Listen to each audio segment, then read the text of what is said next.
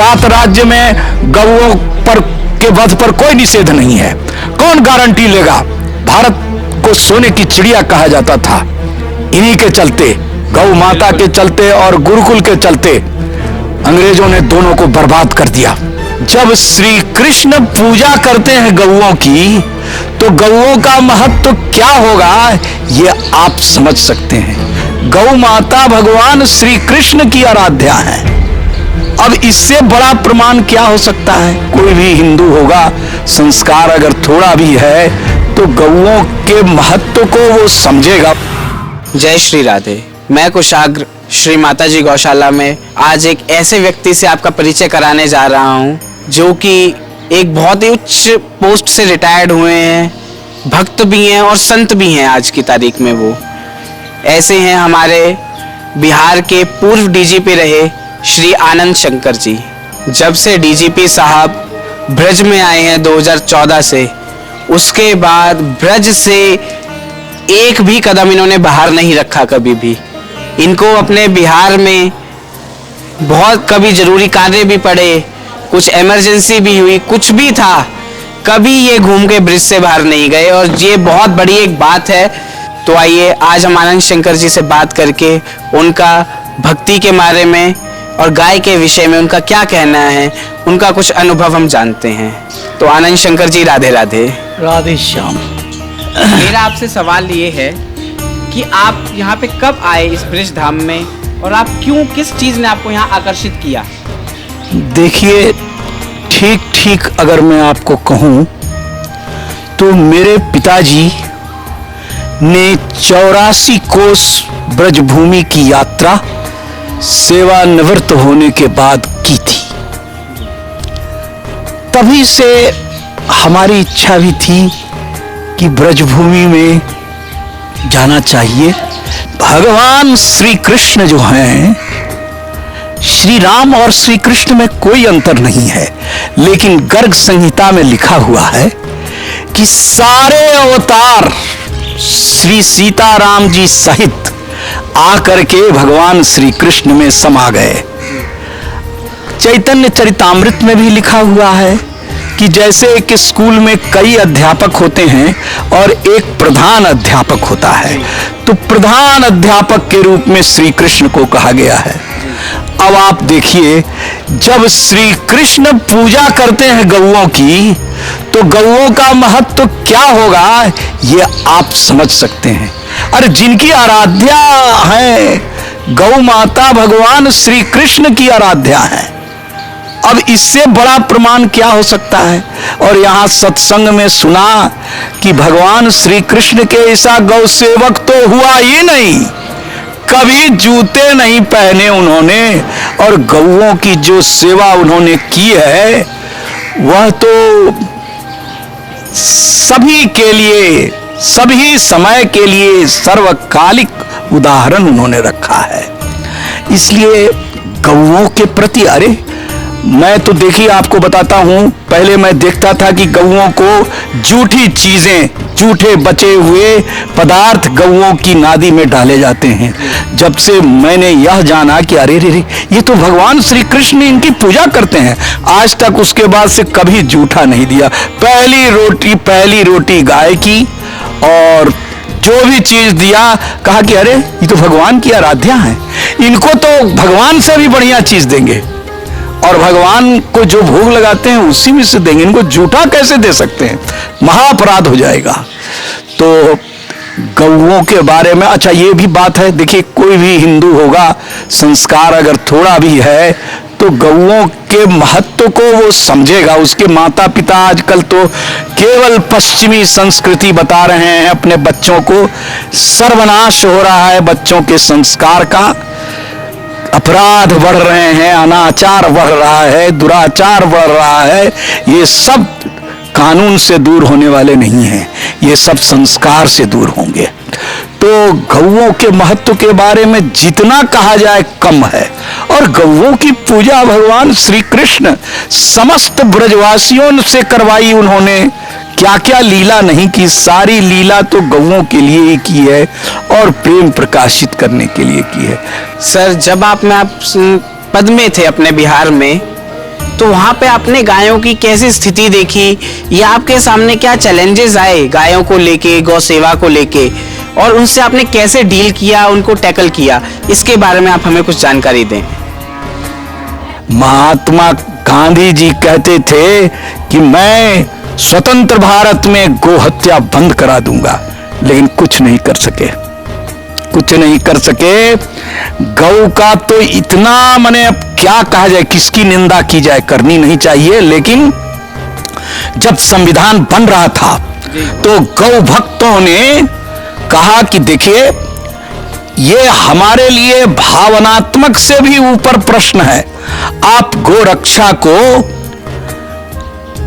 केंद्रीय सूची में रखिए। भारत सरकार को ही केवल अधिकार हो कि गो संबंधी मामलों, गो हत्या को रोकने के लिए ये सारे मामले भारत सरकार के अधिकार क्षेत्र में केंद्रीय सूची में आवें।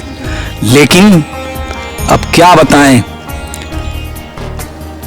तुष्टीकरण की नीति आजादी जिनको मिली, उन्होंने पॉलिसी ऑफ अपीजमेंट चलाया। माता जी गौशाला जैसी संस्थाएं हैं जो गौओं को देख रही हैं।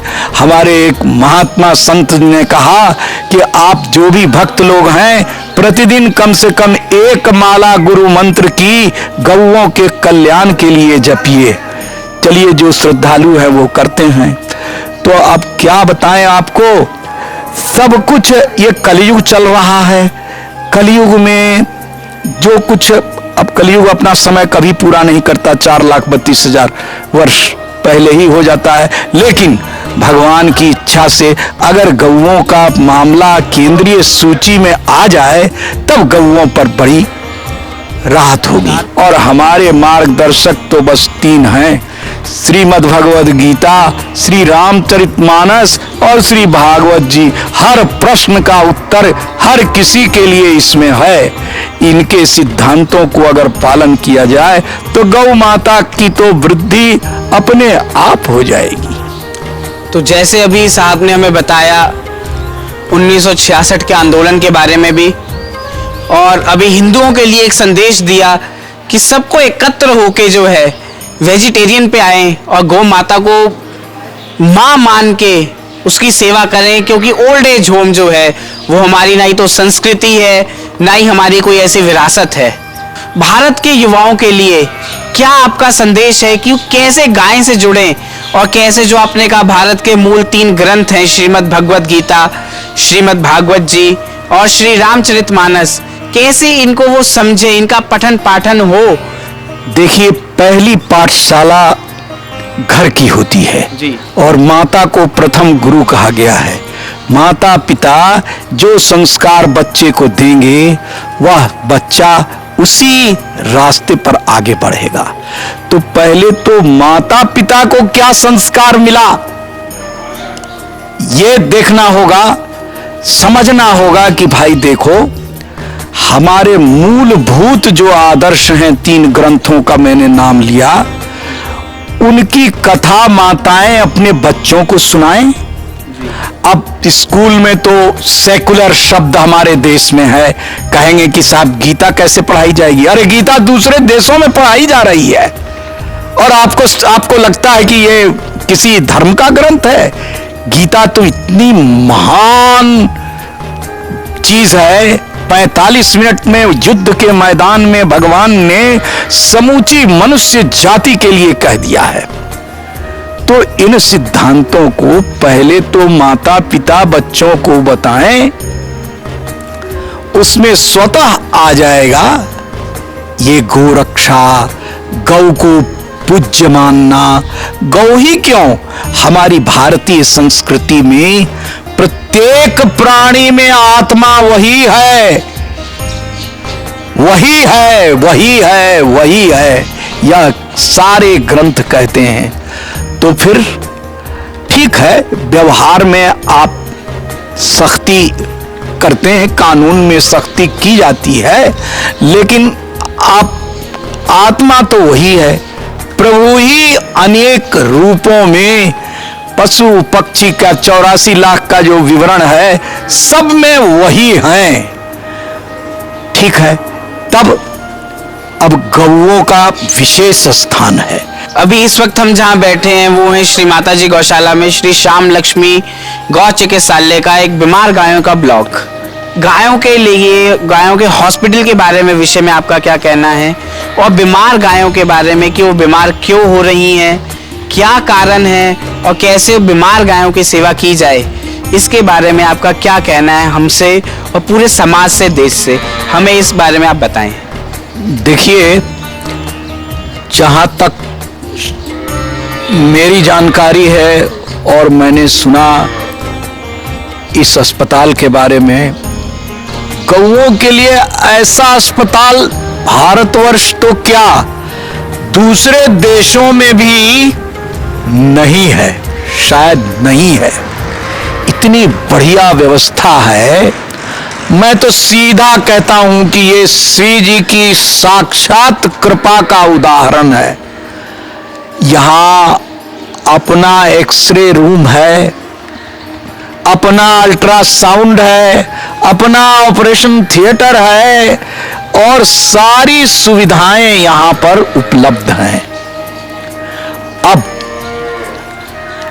यहां गौओं की जो सेवा होती है